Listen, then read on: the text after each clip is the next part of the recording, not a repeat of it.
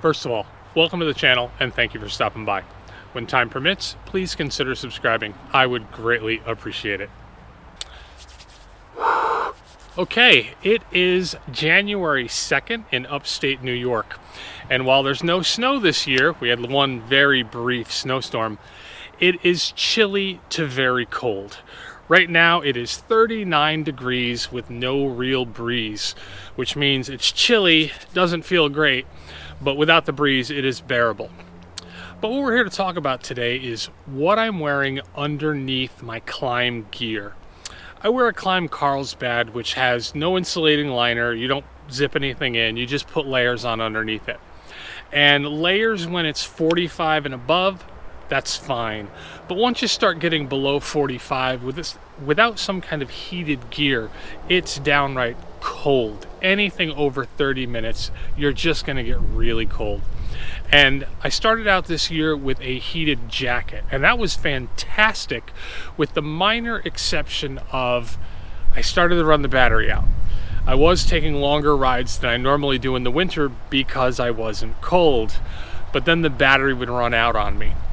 So I went ahead and grabbed something that would take care of that.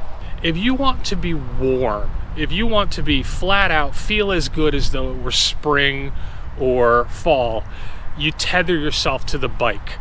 You're gonna plug into your SAE connector, or you're gonna plug into a custom connector to your battery, and they're gonna provide serious, significant heat, and you will be warm. That's not what I'm going for. Not that I don't like to be warm, but I don't like to be tethered. And so it's not the gear I've ever chosen. I've always liked battery. I have battery gloves, I love them, the battery jacket, and I decided I want to stay with batteries, but I wanted something that I could fall back on tethered. Enter the Kemimoto heated vest. This vest is primarily powered just like their jacket. I've got heating coils here in the front, heating coils there in the back. It goes as high as here in the front and just as high in the back. And the benefit to this is that while it is battery powered, this right here charges it for, under testing, 1.5 hours. This is your standard USB connector. I go ahead and I put on a cable that allows me to tether to the USB connection on my bike if I so choose. So I have the benefit of I can hop off my bike and walk wherever I want, tethered to a battery. I have much larger batteries. This is cavernous. With the battery in there, I can still fit my hand and there'd be room for another battery. But when the batteries do run down, if I don't have another one to switch to, I pull a cable out of here and I tether it right to the bike here in the front. Again, tethering is not my choice, but I have on 2 or 3 occasions found that I brought 2 batteries, it's 40 degrees, it starts to drop, I'm a little bit cold, and I do the ride home tethered to the bike, and it's just fine. So if you're looking for a vest that's going to keep you warm, reasonably warm, and we'll get back to that in a second, this is a pretty good option because it has the battery, which allows me, again, hop off the bike and do whatever I want. But should the batteries run out, I'm not stuck in 30 some odd degree weather without a way to plug in. Now, going back to what you get out of heated gear, I do want to set the expectations. If you want to be warm, hot, totally comfortable in the winter, you're going to want tethered gear, period. There's simply a limit to what you get on batteries, both in the amount of amps that they provide for heat and simply the amount of time you can have them on high, like I always do. I never use the other settings. If you're looking for that real true heat, you have to be tethered.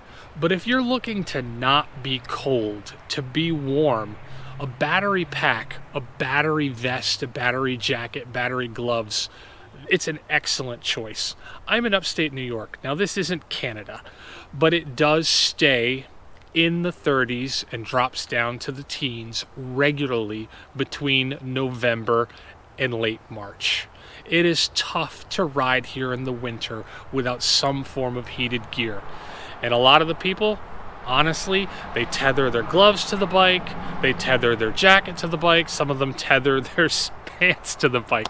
But that's not for me. I'm not going to be riding when it's in the teens. I'm going to be riding in the high 30s all the way up to 40-degree days when I'm lucky, on a day like today where it's almost 40. So if you are considering not being cold while riding, I highly recommend battery-powered gear like the Kemimoto vest. I've used my Kemimoto vest from anywhere between 29 degrees, which I didn't intend to do, it dropped fast, up to about 45 degrees, and it just makes it comfortable. I'm not going to claim that I'm toasty and warm, but it certainly makes me comfortable and warm enough to ride in those temperatures. And I would recommend it if you're riding in similar. Obviously, if you are the diehard that is out there in the teens, you're going to want to tether to your bike. I don't think any battery is going to do it for you. And in that kind of cold, it's certainly not going to do it for you for any length of time. So if you're looking for something, you have reasonable expectations of warmth, consider the Kemimoto vest, the jacket. And if you're considering the vest, consider it does let you plug in if necessary. You can carry enough batteries so that never happens, but it might. All right. Well, my fingers are cold because I don't have my gloves on. So if you stuck around this long, I truly appreciate it, and take care.